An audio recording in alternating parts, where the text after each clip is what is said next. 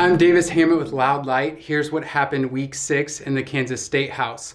While much of the state shut down due to record-breaking sub-zero temperatures and snowstorms, the legislature was unrelenting as they crossed the midpoint of the 2025 Kansas legislative session.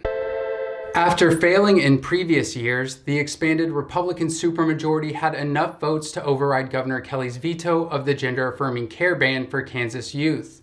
The new law went into effect on Thursday. In response, local organizations partnered with the Campaign for Southern Equality to expand an emergency medical assistance program into Kansas. The Trans Youth Emergency Project assists Kansas families of trans youth to find and access out-of-state health care. The legislature went farther in their push to target transgender Kansans. The Senate passed a bill to ban the use of names and pronouns that are not on a student's birth certificate, and the House passed a bill to ban state adoption and foster agencies from protecting LGBTQ youth. The House bill mandates the state must consider prospective parents regardless of if they hold extremist and potentially abusive beliefs on sexual orientation and gender identity, such as supporting forced conversion therapy. These two bills now head to the opposite chamber for debate. The Senate passed a bill this week that would expand a Brownback-era experiment that gives tax breaks to people who donate to private school scholarship funds. The bill would allow donors to receive a 75% tax credit, funneling millions more in tax dollars into unaccredited, unregulated private schools.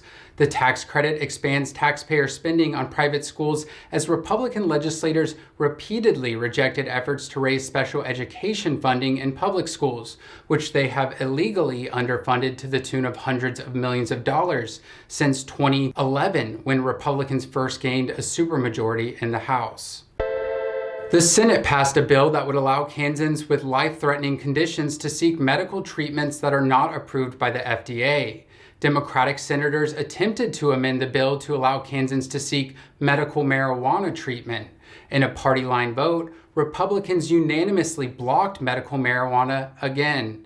While Governor Kelly and Democratic legislators support medical marijuana, Republican leaders, specifically Senate President Ty Masterson, have shut down all marijuana proposals.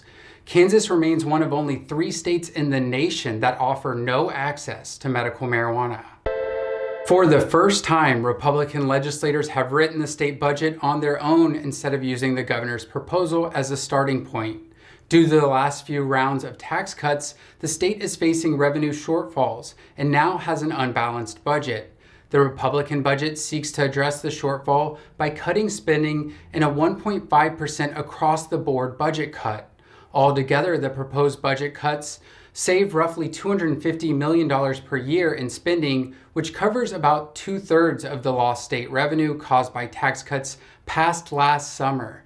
The cuts don't balance the budget, though, as it's still trending towards red, and the estimates do not include the cost of more tax cuts, which Republican leaders have promised to deliver. The legislature is on a short break after debating over 100 bills this week, and will jump back into this unusual break next session on Tuesday.